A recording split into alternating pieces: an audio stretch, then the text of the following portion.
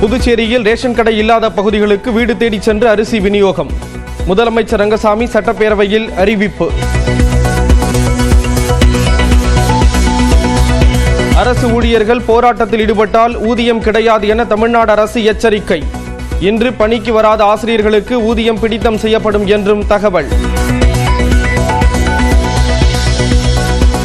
சென்னையில் மாதம் 2000 ரூபாய்க்கு புதிய பஸ் பாஸ் அறிமுகம்.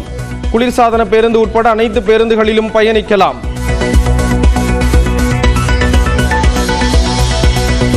மார்ச் 23 சென்னை மும்பை மோதும் போட்டிகளுக்கான டிக்கெட் விற்பனை தொடக்கம்.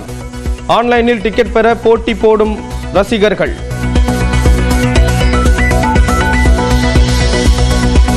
சென்னையில் உள்ள 1,80,000 தெருநாய்களுக்கு தடுப்பூசி.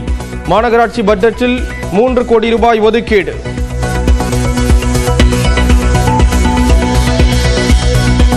சென்னை எழும்பூரில் சர் ஜான் ஹூபர்ட் மார்ஷல் சிலையை திறந்து வைத்தார் முதலமைச்சர் மு.க. ஸ்டாலின். சிந்துவெளி நாகரீகத்தை முதலில் வெளிப்படுத்தி திராவிட நாகரீகம் என்ற கருத்துருவாக்கத்திற்கு வழிவகுத்ததால் கௌரவம்.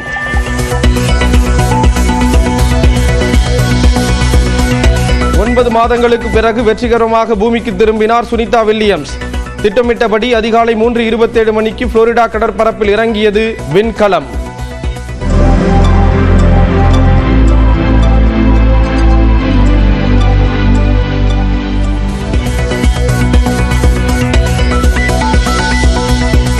பாராசூட்கள் மூலம் மெதுவாக கடலில் இறங்கிய டிராகன் விண்கலம். முதலில் 2 பாராசூட்களும் பின்னர் 4 பாராசூட்களும் டிராகன் விண்கலத்தை கடலில் இறக்கின.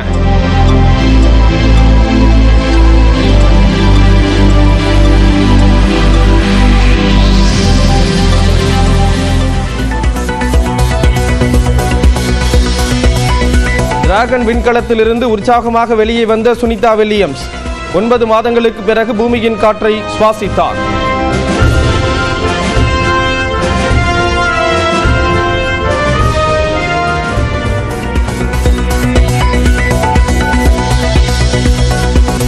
ஒன்பது மாதங்களுக்கு பின் பூமிக்கு திரும்பிய சுனிதா வில்லியம்ஸ் வில்மோர் மிக ஆரோக்கியமாக உள்ளதாக நாசா தகவல். இருவரின் உடலும் புவியீர்ப்பு விசைக்கு ஏற்ப ஒத்துழைக்க தொடங்கி உள்ளதாக அறிவிப்பு.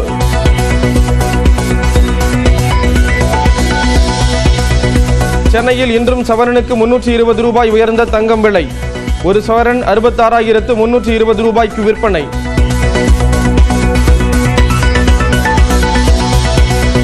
ராமேஸ்வரம் மீனவர்கள் இன்று ஒரு நாள் வேலை நிறுத்தம். ஒரு விசைப்படகுடன் 3 மீனவர்களை இலங்கை கடற்படை கைது செய்ததற்கு கண்டனம்.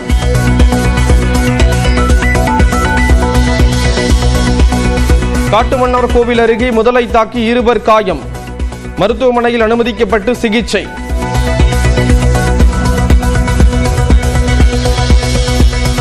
முருகனின் முதல் படை வீடான திருப்பரங்குன்றத்தில் தேர் திருவிழா.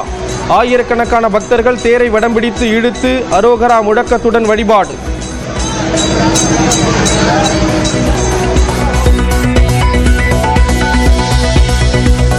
கோயம்புத்தூர் மற்றும் திருப்பூரில் தொடங்கியது விசைத்தறி உரிமையாளர்களின் வேலை நிறுத்தம். 2 லட்சம் விசைத்தறிகள் நிறுத்தப்பட்டுள்ளதால் 35 கோடி ரூபாய் மதிப்பிலான காடா துணிகள் உற்பத்தி பாதிப்பு. உக்ரைனுடனான போரை 1 மாதத்திற்கு நிறுத்த தயார். அமெரிக்க அதிபர் டிரம்பின் வேண்டுகோளை ஏற்று ரஷ்ய அதிபர் புதின் அறிவிப்பு. வெளிநாட்டு தொடர்களுக்கு குடும்பத்தினரை அழைத்துச் செல்ல விதித்த கட்டுப்பாட்டை பிசிசிஐ நீக்க உள்ளதாக தகவல். அண்மையில் விராட் கோலி தனது அதிருப்தியை வெளிப்படுத்தி இருந்த நிலையில் விரைவில் அறிவிப்பு வெளியாக வாய்ப்பு.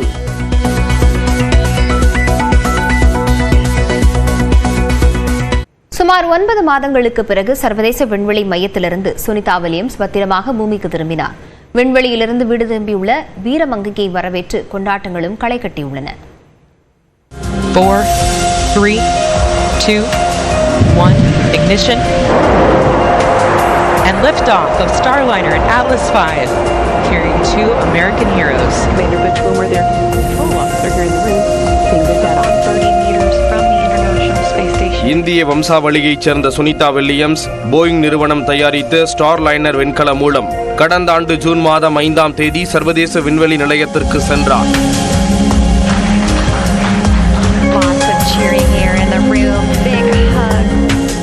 8 நாட்கள் ஆய்வு பணிக்காக திட்டமிட்டு சென்ற சுனிதா வில்லியம்ஸ் ஸ்டார்லைனர் விண்கலத்தில் ஏற்பட்ட பழுது காரணமாக 9 மாதங்கள் விண்வெளியிலேயே தங்கும் நிலை ஏற்பட்டது.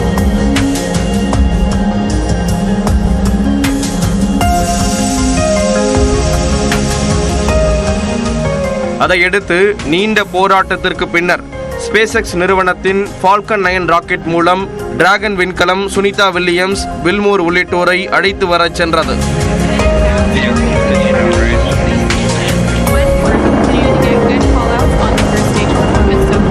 பூமியிலிருந்து 4 பேருடன் சென்ற விண்கலம் ஞாயிற்றுக்கிழமை காலை விண்வெளி மையத்துடன் இணைக்கப்பட்டது.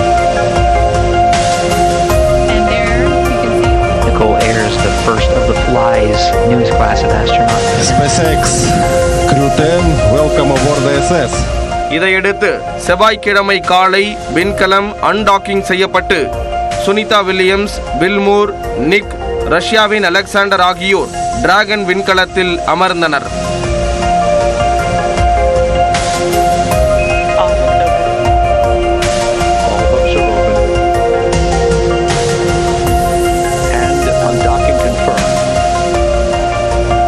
விண்வெளியிலிருந்து கிட்டத்தட்ட 17 மணி நேரத்திற்கு பின்னர் விண்கலம் பாராசூட்கள் மூலம் வெற்றிகரமாக புளோரிடா கடலில் தரையிறங்கியது.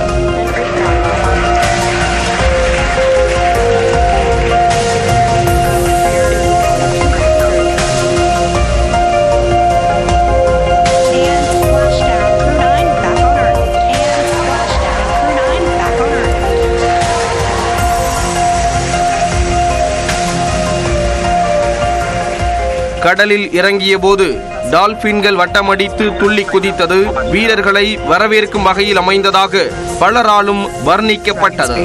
Now here on your screen we can see dolphins actually who want to come and play with Dragon. Capsule பாதுகாப்பாக கடலில் இருந்து கப்பலுக்கு கொண்டு வரப்பட்டு வீரர்கள் பத்திரமாக தரையிறக்கப்பட்டனர்.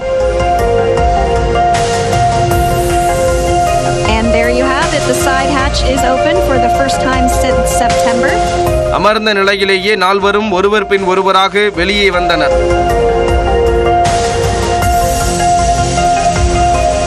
Smiles, thumbs up and a wave. விண்கலனை விட்டு வெளியே வந்த சுனிதா உற்சாகமாக கையசைத்து மகிழ்ச்சியை வெளிப்படுத்தினார். Dragon had an on-time splashdown. Looks like we're getting our next crew member here. That is none other than Sunny Williams. Big smile, big waves. She, like her other crew members. விண்வெளியிலிருந்து கீழிறங்கிய Sunita பூமியில் பாதம் பதித்த நிகழ்வு பலருக்கும் நெகிழ்ச்சியை ஏற்படுத்தியது. திட்டமிட்ட நேரத்திலேயே பூமிக்கு வெற்றிகரமாக விண்கலம் திரும்பியதால் மக்கள் நிம்மதி பெருமூச்சு விட்டனர். Some waves, some thumbs up and some smiles. இதனிடையே சுனிதா பூமிக்கு திரும்பியதை வரவேற்று இந்தியாவின் பல்வேறு பகுதிகளில் கொண்டாட்டங்கள் களை கட்டின. குறிப்பாக சுனிதாவின் தந்தையின் சொந்த ஊரான குஜராத்தில் ஆரத்தி எடுத்தும் பட்டாசுகள் வெடித்தும் மக்கள் உற்சாகத்தில் திளைத்தனர்.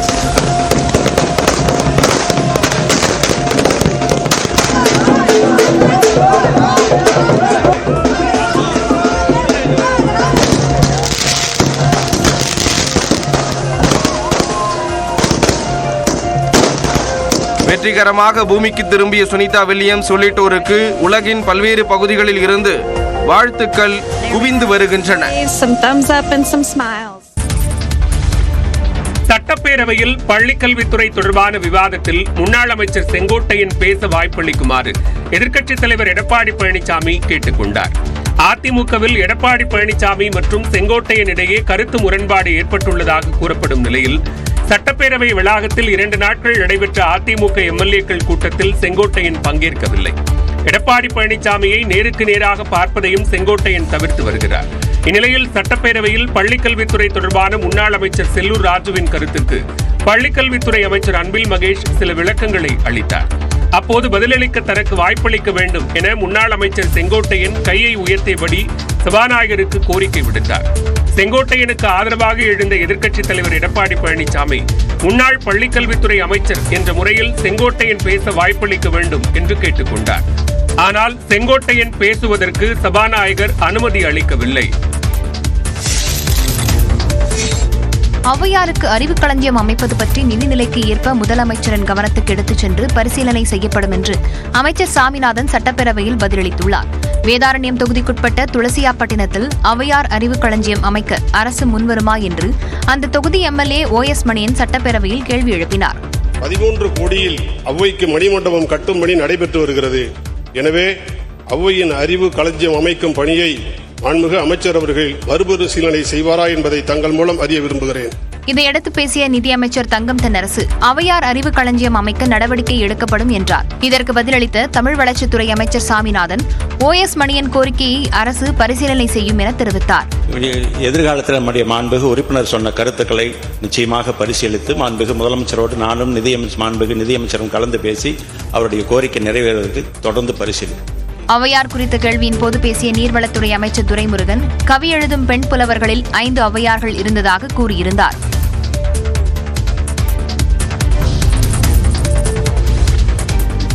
வைகை அணையில் இருந்து தண்ணீர் ஆவியாவதை தடுக்க தெர்மாக்கோல்களை போட்டு மூடியது ஏன் என்று சட்டப்பேரவையில் முன்னாள் அமைச்சர் செல்லூர் ராஜு விளக்கம் அளித்துள்ளார். சட்டப்பேரவையில் பட்ஜெட் மீதான 2ஆம் நாள் விவாதத்தில் பேசிய அதிமுக உறுப்பினர் செல்லூர் ராஜு ஜெயலலிதாவின் சாதனைகளில் 10ல் 1 பங்கை கூட கடந்த 4 ஆண்டுகால திமுக ஆட்சியில் எட்டவில்லை என கூறினார். இதற்கு பதிலளித்து பேசிய அமைச்சர் TRV ராஜா திமுக ஆட்சியில்தான் தூத்துக்குடி, மதுரை, கோவை விமான நிலைய பணிகளுக்கான நிலம் கையகப்படுத்தும் பணிகள் மேற்கொள்ளப்பட்டதாக கூறினார். தண்ணீரில் தெர்மாக்கோல் போட்டுவிடுவது எளிது என்றும் விமான நிலையம் அமைப்பது அப்படி எளிதல்ல என்றும் அமைச்சர் பதிலளித்தார். இதையடுத்து பேசிய செல்லூர் ராஜு தெர்மாக்கோல் என தன்னை இப்படி ஓட்டுகிறீர்களே என்று ஆதங்கப்பட்டார். அதிகாரிகள் சொல்லித்தானே அமைச்சர்கள் ஆய்வுக்கு போகிறீர்கள் என கேள்வி எழுப்பிய அவர் அப்படித்தான் தானும் அதிகாரிகள் சொல்லி வைகை அணையில் நீர் ஆவியாவதை தடுக்க தெர்மாக்கோல் போட்டதாக தெரிவித்தார். தொடர்ந்து பேசிய செல்லூர் ராஜு நிதிநிலை அறிக்கையில் அண்ணாவின் கோட்பாடுகள் குறித்து ஏதேனும் உள்ளதா என்று துருவி பார்த்ததாகவும் ஆனால் ஒன்று கூட இல்லை என்றும் விமர்சித்தார். இதற்கு பதிலளித்த அவை முன்னவர் துரைமுருகன் நிதிநிலை அறிக்கையில் தெரியவில்லை என்றால் கண் மருத்துவரை பார்த்து கண்ணாடி போட வேண்டும் என்றார். அப்போது குறுக்கிட்ட சபாநாயகர் அப்பாவு செல்லூர் ராஜு ஏற்கனவே கண்ணாடி போட்டிருப்பதாக கூறியதும் அவையில் சிரிப்பலை எழுந்தது.